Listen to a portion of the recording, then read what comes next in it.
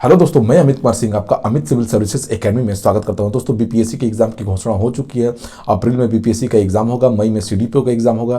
तो दोस्तों तैयार हो जाइए। मेरे सारे वीडियो मेरे चैनल पे आप देख सकते हैं। इतिहास के, साइंस के वीडियो और बिहार करंट अफेयर्स की वीडियो में डालता हूँ। आप देखिए, बहुत ही इंपॉर्टेंट वीडियो में डालता हूँ जो आपके एग्जाम के लिए बहुत ही इंपॉर्टेंट रहता है। दोस्तों आज जो है हम लोग मार्ले मिंटो सुधार के बारे में चर्चा करेंगे, ठीक है। और होम रूल लीग जो आंदोलन हुआ था उसकी भी चर्चा करेंगे हम लोग दोस्तों, ठीक है। तो भारत के आधुनिक इतिहास का ये बहुत ही इंपॉर्टेंट टॉपिक है, यहाँ से क्वेश्चन बनते ही बनते हैं। तो आप वीडियो को मैं शुरू करता हूँ, आप वीडियो को देखिए। अभी तक जिन्होंने चैनल सब्सक्राइब नहीं किया है, चैनल सब्सक्राइब कर लें और वीडियो की तरफ आगे बढ़ें, ठीक है दोस्तों। तो मैं चलता हूँ दोस्तों। देखिए, आज का पहला क्वेश्चन लेते हैं दोस्तों। मार्ले मिंटो सुधार बिल किस वर्ष पारित किया गया? अब देखिए, मार्ले मिंटो जो बिल है, मार्ले मिंटो बिल, ये पारित हुआ दोस्तों 1905 में पारित, ये 1909 में पारित किया गया। कब पारित किया गया? 1909 में। अब देखिए, ये मार्ले मिंटो इसको नाम क्यों पड़ा? देखिए दोस्तों, देखिए 1905 में, 1905 की बात है, लॉर्ड कर्जन के स्थान पे, किसके स्थान पे? लॉर्ड कर्जन के स्थान पे, लॉर्ड कर्जन के स्थान पर लॉर्ड मिंटो को, किसको? लॉर्ड कर्जन के स्थान पर लॉर्ड मिंटो को क्या किया गया दोस्तों? भारत का वायसराय नियुक्त किया गया, ठीक है। ये क्या बना? भारत का वायसराय बना, ठीक है, याद रखिए। 1905 में लॉर्ड कर्जन के स्थान पे लॉर्ड कर्जन का स्थान लॉर्ड मिंटो ने लिया। और और इनके साथ साथ जॉन जो मार्ले थे, जॉन मार्ले, उनको जो बनाया गया, तो क्या? भारत का सचिव बनाया गया। क्या बनाया गया? भारत का सचिव।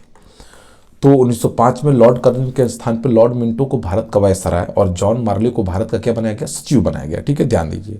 और इनके द्वारा जो सुधार किए गए, ठीक है ना, इनके द्वारा जो भारत में सुधार किए गए, बहुत सारे राजनीतिक नियम को चेंज किया गया, बहुत सारी चीज़ें पारित की गई। और एक इनके द्वारा ये जो मिंटो तथा मार्ले ने मिलकर जो सुधार किया, ठीक है ना, उसी को मार्ले मिंटो सुधार बिल कहा जाता है। और यह जो बिल है, इस मार्ले मिंटो जो मार्ले मिंटो जो सुधार बिल है, इसका दूसरा नाम जो है भारत परिषद अधिनियम, भारत परिषद अधिनियम 1909 भी कहा जाता है, ठीक है। अब ठीक है ना, याद रखिए। तो मार्ले मिंटो सुधार को भारत परिषद अधिनियम 1909 भी कहा जाता है। और इसका एक बहुत बड़ा दोष था इस बिल में, जो भारत परिषद अधिनियम कहिए चाहे मार्ले मिंटो सुधार बिल कहिए, इस बिल में एक दोष था। वो दोष क्या था दोस्तों?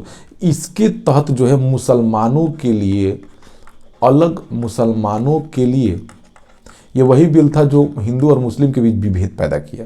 मुसलमानों के लिए पृथक निर्वाचन मंडल की व्यवस्था कर दी गई इसके तहत, मतलब अलग पृथक क्या किया गया? निर्वाचन मंडल की व्यवस्था कर दी गई। ये बहुत गलत हुआ था, ठीक है ना। इस व्यवस्था का सबसे बड़ा, इस बिल का सबसे बड़ा दोष था, याद रखिए।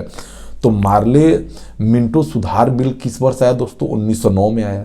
और ये मार्ले मिंटो बिल इसको क्यों कहा गया? इसलिए कहा गया कि लॉर्ड कर्जन जो है हटे और उनके स्थान पे मिंटो जो है भारत के वायसराय बने, जॉन मार्ले भारत के सचिव बने, ठीक है।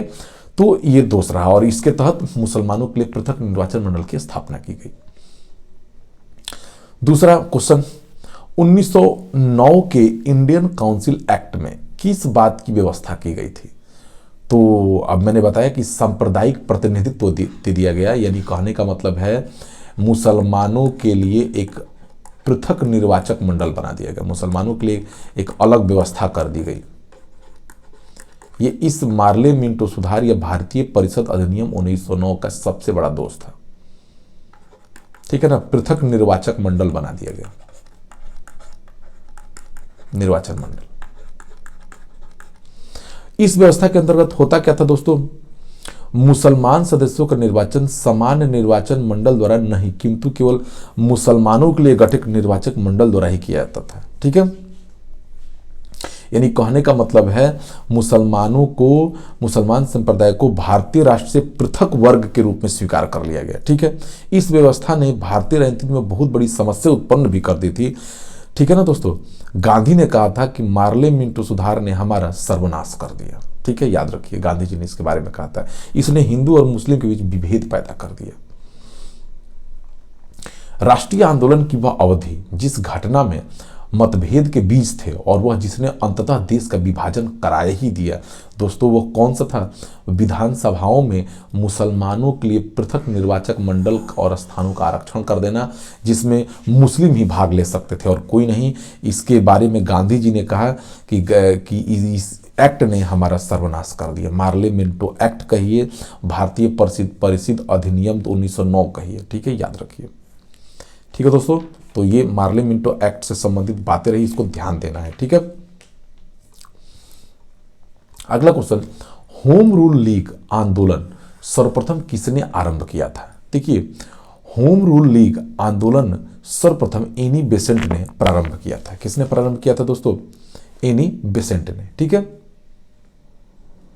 तो कब किया था इन्होंने? 3 सितंबर 1916 को। कब किया था इन्होंने? भारत में होम रूल लीग जो है आंदोलन सर्वप्रथम किसने शुरू किया था दोस्तों? तो एनी बेसेंट ने, ठीक है। अब देखिए, 28 अप्रैल 1916 को तिलक ने, बाल गंगाधर तिलक ने, और 3 सितंबर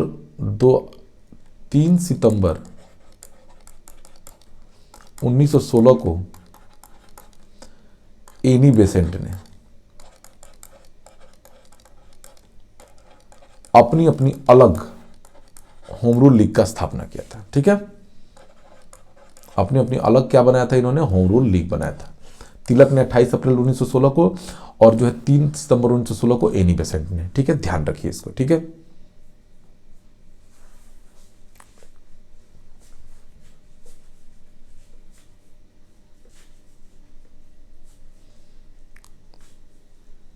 ठीक है, आगे चलते हैं। 1915-16 में 2 होम रूल लीग आरंभ की गई थी। किसके किसके नेतृत्व में? तो मैंने बताया था तिलक और एनी बेसेंट ने, ठीक है। तिलक ने कब शुरू किया था? 28 अप्रैल 1916 में, ठीक है। तिलक ने अपना होम रूल चालू किया और एनी बेसेंट ने कब शुरू किया? 3 सितंबर 1916 को।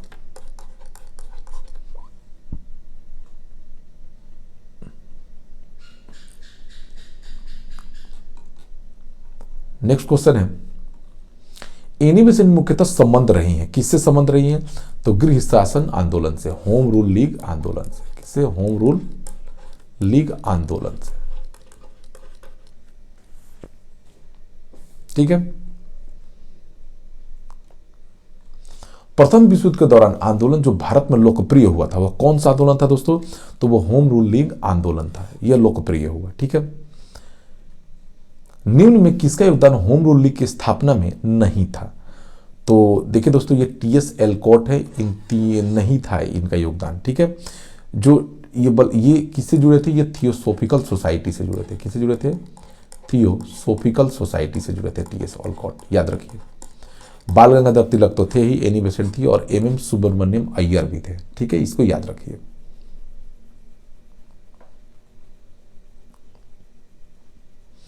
और जो एम एस सुब्रमण्यम है एनी बेसेंट के होम रूल लीग से संबंधित थे।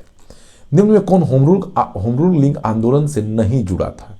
तो देखिए, बीजी तिलक तो होंगे ही, बाल गंगाधर तिलक, एनी बेसेंट भी है, ए सुब्रमण्यम, सीआर दास नहीं है, चित्तरंजन दास नहीं है।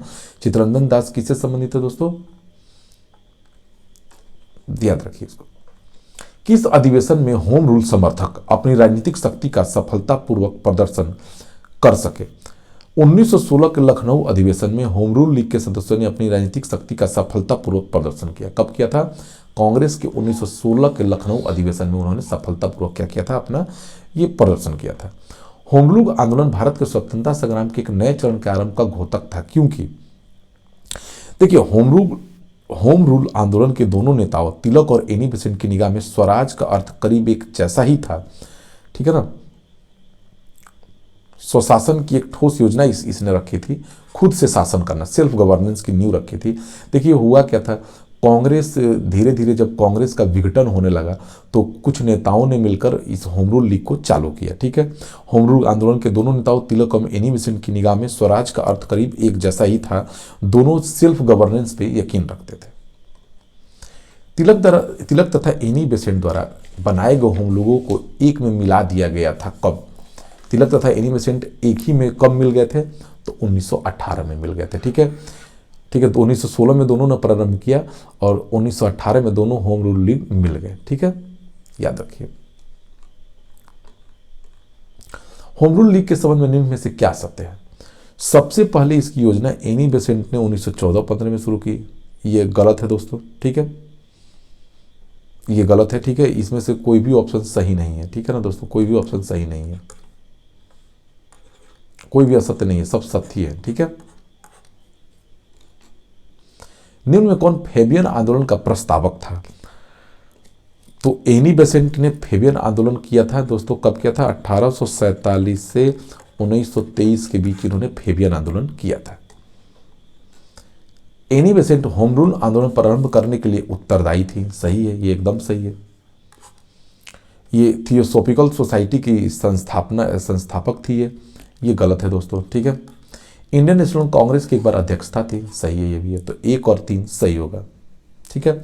तो ये दोस्तों होम रूल लीग और कुछ इससे इंपॉर्टेंट क्वेश्चन रहे हैं जो आपको एग्जामों में बार बार पूछे हुए हैं, तो ये आपके लिए बहुत ही इंपॉर्टेंट रहेंगे, इसको ध्यान दीजिए। ठीक है दोस्तों, thank you for watching my videos.